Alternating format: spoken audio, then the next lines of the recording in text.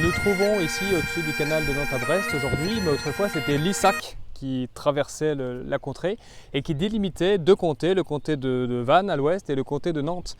Et pour cette délimitation, il y avait une forteresse qui se trouve juste derrière nous, qui était autrefois au-dessus de ce rocher, là, ces fortifications, il y avait le château de Cé. Pourquoi Cé? Ceius, c'était un noble gallo-romain qui avait sa villa romaine là, et qui probablement s'est converti quand Saint-Clair, pour la première fois, est venu ici, a commencé à prêcher. Pourquoi nous pouvons avoir cette hypothèse? Parce que de l'autre côté de la route, c'est-à-dire de l'autre côté du château, c'est-à-dire très très proche, il y avait la chapelle Saint-Clair, qui n'était pas une petite chapelle, qui était une très grosse chapelle. C'était vraiment une des premières chapelles de château, comme on en a connu ensuite tout le Moyen-Âge. Aujourd'hui, il ne reste plus que le souvenir des habitants, une dévotion ici particulière pour Saint-Clair, mais de la chapelle et du château, il ne reste rien. Pourquoi? Parce que les Normands sont venus régulièrement ravager la terre bretonne et en particulier ont détruit cette forteresse en 938.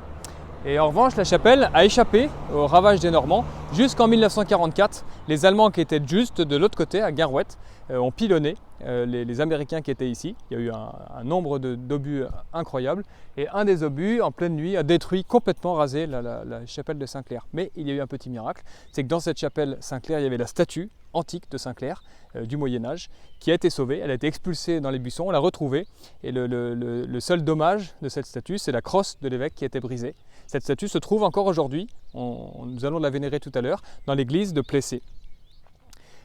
Autre témoignage de cette piété fidèle des habitants ici, c'est ce monument que vous voyez ici, une grande croix, la première fois que la croix a été prêchée, et puis le Saint-Clair, cette monumentale statue avec une crosse, et puis qui est en train de bénir, qui a été vandalisée l'année dernière, et dont un sculpteur local a pu refaire cette main droite qui est en train de bénir les Bretons. En dessous, un autel a permis de célébrer des messes. Nous allons aller ensuite, comme les pèlerins autrefois, qui descendaient de la chapelle Saint-Clair là-haut et descendaient jusqu'à la fontaine Saint-Clair. Saint-Clair, apôtre de Bretagne, élu de Dieu puissant et doux, patron de notre humble campagne. Saint-Clair, priez, priez pour nous. Voici cette petite fontaine Saint-Clair avec la statue de la Sainte Vierge qui rappelle cette dévotion de la Vierge de tous nos apôtres du 1er siècle. Et puis dans cette niche, parce que cette fontaine a été restaurée, il est indiqué fontaine de Saint-Clair restaurée en 1862. C'est-à-dire exactement à l'époque où il y a des combats, une polémique pour savoir qui est vraiment Saint-Clair. Bon ben, ici, on sait que le Saint-Clair était vraiment vénéré, prié, etc. Et donc, il fallait défendre les traditions. Et donc les pèlerins, maintenant c'est compliqué parce qu'il y a une grille qui est fermée, malheureusement.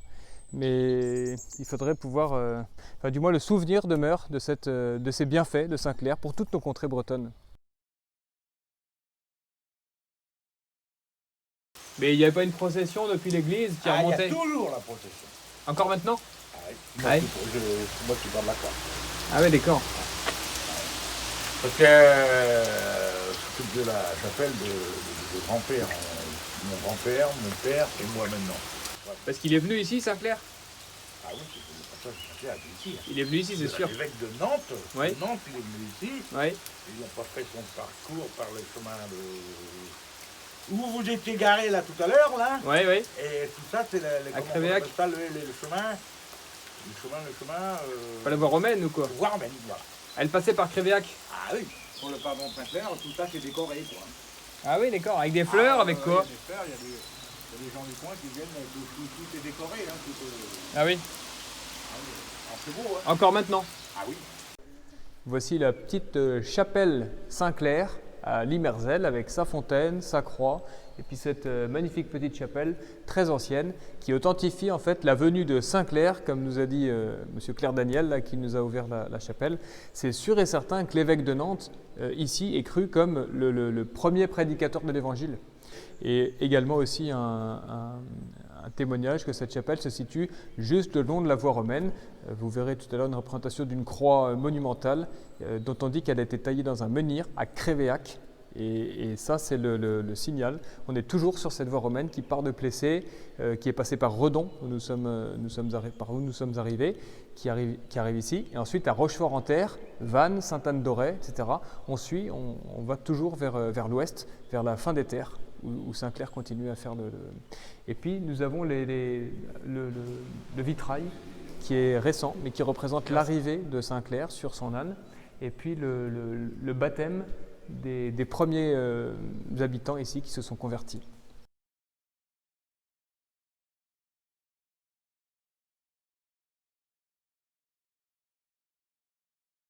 Nous voici devant la petite chapelle Saint-Jacques de l'hôpital de Josselin.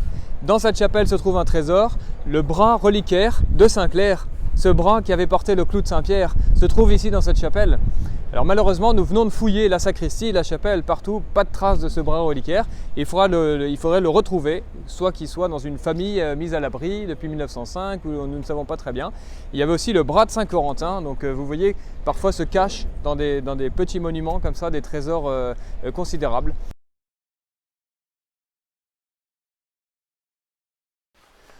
Nous voici dans la petite chapelle de Trégadoret, en Loyat, à côté de Plouermel, pour vénérer comme ça ces traces de Saint-Clair, avec la petite fontaine Saint-Clair qui est juste derrière, et le pardon qui a lieu le jour de la fête de Sainte-Anne, qui est très vénérée ici aussi. Les Bretons descendent comme ça à la fontaine avec la statue de Saint-Clair qui se trouve juste au-dessus de l'autel. Et puis au-dessus de la porte, il y a une inscription avec marqué « Hic Clarus ». Donc cette chapelle était vraiment édifiée en l'honneur de Saint-Clair. Selon une tradition digne de foi, le pape Saint Lin, successeur de Saint-Pierre, envoya de Rome Saint-Clair comme premier évêque de Nantes. Nous le savions. Et la suite. En cette année-là, Saint-Clair suivit la grande voie romaine de Nantes à Vannes et Corseul. Il l'abandonna à la croisée des routes Nantes-Corseul, donc sud-nord, Rennes-Carré, est-ouest, pour prendre cette dernière jusqu'en face de Régligny, à 3 km, au lieu dit aujourd'hui le Pont-Amont, que nous irons voir. À cette époque, notre Bretagne était un pays de mission et le diocèse de Nantes, sans délimitation précise, comprenait, outre le comté de Nantes, tout le sud de l'Armorique, jusqu'à la pointe du Finistère, avec les Lornes qui traçaient une ligne imprécise par le centre de l'Armorique. Voici la petite fontaine Saint-Clair, juste en contrebas de la chapelle. Et vous pouvez voir la niche qui aujourd'hui est vide parce que la statue a été vandalisée par des mauvais Bretons. Mais il y avait une petite statue de Saint-Clair qui était ravissante, qui était dans cette niche, que le monsieur qui nous a ouvert la chapelle nous a dit qu'il l'avait bien connue. Et puis l'eau actuellement, il y avait une pompe pour aller chercher l'eau, est actuellement fermée, mais le jour du pardon, on ouvre et monsieur très gentiment va nous ouvrir cette eau qui a la vertu, comme d'habitude, de guérir les maux des aveugles spirituels et corporels. Nous voici devant la petite église de Guillier, l'église Saint-Pierre-Saint-Paul. Mais le vitrail principal de cette église, c'est Saint-Pierre qui reçoit les clés de notre Seigneur. Encore une dévotion à Saint-Pierre. Et nous sommes vraiment dans le Port-Ouët, sur le territoire où, selon toute vraisemblance, Saint-Clair a prêché comme ça un peu partout. L'église de Néant-sur-Yvelle aussi, qui est pas loin d'ici, est consacrée à Saint-Pierre. Et puis, un détail qui nous a touché ici, c'est de découvrir qu'il y a une petite chapelle consacrée à Saint-Nicodème. Et là, ça nous raccroche à l'histoire au nord de la Bretagne avec Saint Drénalus, disciple de Joseph d'Arimathie, qui était compagnon de Nicodème. Nous voici au camp des Rouets, en compagnie de M. Paul Vincent, qui nous présente le site. On a différents indices comme quoi il est possible que Saint Joseph d'Arimathie soit passé dans le coin. En ce qui concerne l'évangélisation de la Bretagne, je pense que la noblesse bretonne a été évangélisée relativement tôt. Ouais. Et est-ce que vous pouvez nous parler de la chapelle qui existait ici, où elle se situe, à qui elle était consacrée? Alors, la chapelle qui était consacrée à Saint-Clair se trouve au milieu de la cour, là, devant le manoir. Et elle a été détruite au moment de la Révolution française, parce qu'ici c'était un lieu aussi de carrefour, où se sont affrontés les républicains et les chouans. Les seules reliques que j'ai vues de cette chapelle, ce sont deux statues. Je venais d'arriver ici, ça fait 40 ans. Je ne sais pas du tout ce qu'elles sont devenues. D'accord. Des statues en bois, peintes. Donc peut-être une de Saint-Clair, ce serait à chercher. Ça sera à découvrir. D'accord. Avant d'être un manoir, Ce site était donc un prieuré avec une chapelle qui était consacrée à la Sainte Trinité et à Saint Clair. On trouve la mention de cette consécration à Saint Clair dans une bulle de pape, une bulle pontificale, en 1163. D'accord, donc là on voit la photo, sur la photo on voit l'image de la chapelle ici. La chapelle ici. La chapelle de Porrette avec la motte. La motte. Et puis la basse-cour en dessous. Donc il y avait une ligne d'eau qui est une source. Peut-être qu'elle partait de la chapelle. Ah, d'accord. Avec le lignan ici, puis le gué. Donc en fait la Le- motte donc- défendait le passage du... Donc là il y avait le moulin, avec le moulin. le bief. D'accord. Et puis là c'est le chemin vers Josselin. La tradition locale de Mohon mentionne ce passage de Saint-Clair avec sa prédication. Et nous en avons un témoignage puisque cette église est également consacrée à Saint-Pierre-Saint-Paul, mais particulièrement à Saint-Pierre. Vous allez en voir des représentations. Le chemin par lequel nous sommes arrivés, c'est le chemin du paradis. Est-ce que là aussi, ce n'est pas un souvenir ancien de ce paradis que Saint-Clair est venu prêcher? C'est une question. Mais l'affirmation, ici, c'est que Saint-Clair est venu prêcher. Autre détail intéressant du village de Mohon, il existait autrefois un chemin de la Sainte Trinité. Est-ce que ce n'est pas là aussi un souvenir de la prédication de Saint-Clair? C'est encore une question. Nous nous trouvons ici sur le site de la carrière de l'Andual en Ménéac, toujours dans le Port-Ouette, où se trouve un manoir là-bas que vous pouvez apercevoir dans le fond. Et dans ce manoir, il y avait autrefois une petite chapelle Saint-Clair. Ça, c'est ce qui est mentionné dans les vieilles chroniques. Et à 1 kilomètre d'ici se trouve une fontaine à côté de l'étang de Ménéac, et la fontaine appelée officiellement la fontaine Sainte-Claire. Nous allons nous rendre sur place pour mener l'enquête, voir si c'est bien Sainte-Claire, sœur de Saint François d'Assise, ou bien Saint-Clair, notre apôtre.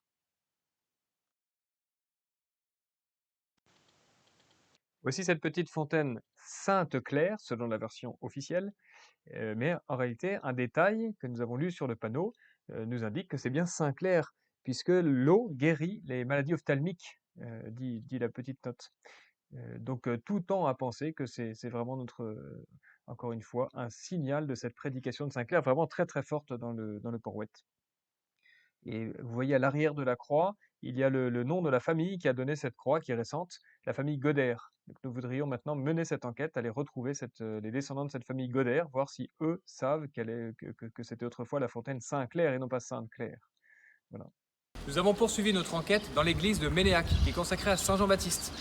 Donc a priori pas trop de rapport avec Saint-Clair, mais il y a une statue quand même assez ancienne, semble-t-il, et très grande de Saint-Pierre. Et également une statue ancienne de la Sainte Vierge. Autant d'éléments qui nous confortent un petit peu, on peut dire, dans ce souvenir de cette prédication du converti de Saint-Pierre. Voici le pré Saint-Clair en Tréfumel, donc dans le pays de Dinan, qui est un indice peut-être que Saint-Clair est venu prêcher jusque-là, jusque dans le nord de la Bretagne. Et puis cette appellation pré Saint-Clair, il faudrait essayer de comprendre pourquoi. Je pense que c'est rare que des noms de saints soient donnés à des prés. Est-ce qu'il y avait une fontaine dans ce pré? Il faut poursuivre les recherches, mais pour l'instant, les anciens du village, Madame le maire, etc., ne savent pas l'origine de ce nom. Il faut chercher et nous trouverons.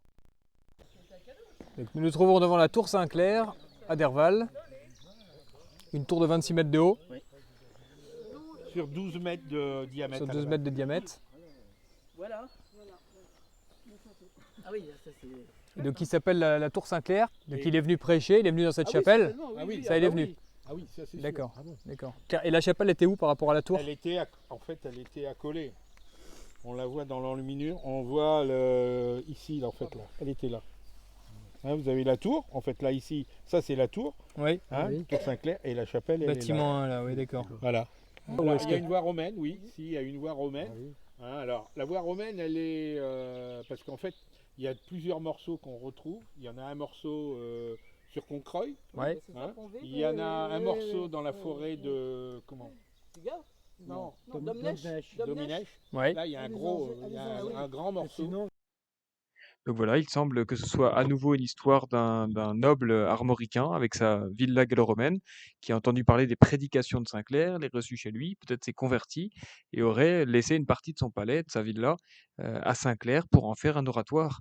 et qui, des siècles plus tard, deviendra cette chapelle Saint-Clair et maintenant cette tour Saint-Clair, incroyable vestige d'un témoignage de cette histoire primitive que nous essayons de reconstituer avec vous. Nous nous trouvons ici dans le sanctuaire de Quérien. Nous allons rentrer et découvrir ensemble un petit indice qui nous conduit à penser que Saint Clair peut-être est venu ici prier la Vierge dès le 1er siècle. Et c'est pourquoi Saint Gall, au 7e, est venu lui aussi prier et vénérer la Vierge Marie, et qui est 1000 ans plus tard est venu apparaître à la petite Jeanne Courtel. Pourquoi nous pouvons penser cela? Puis, eh bien, regardez, à côté de la statue de la Vierge, sur sa droite, à votre gauche, se trouve la statue d'un pape. Et en fait, il s'agit du pape Saint Lin, précisément Saint Lin qui a envoyé Saint Clair. Pourquoi ce pape est-il représenté ici? Nous ne le savons pas. Il faudrait chercher peut-être dans les archives l'origine de ce culte à Saint Lin. Mais enfin, il y a un point de contact très, très fort, très important, et qui est très rare, je crois, en Bretagne, de ce pape Saint Lin qui est peu connu. Voilà, encore ce- cette petite dévotion, apparemment anodine, et qui peut-être nous raccroche à une grande histoire de Bretagne. Au bon Saint-Clair, sur les traces de Saint-Clair, nous reprendrons bientôt la route pour aller jusqu'à l'abbaye de Daoulas sur le cap Sizun. Se trouve une grande statue de Saint-Clair à Plounévez-du-Fou, avec une chapelle et une fontaine Saint-Clair qui guérit les maux des aveugles.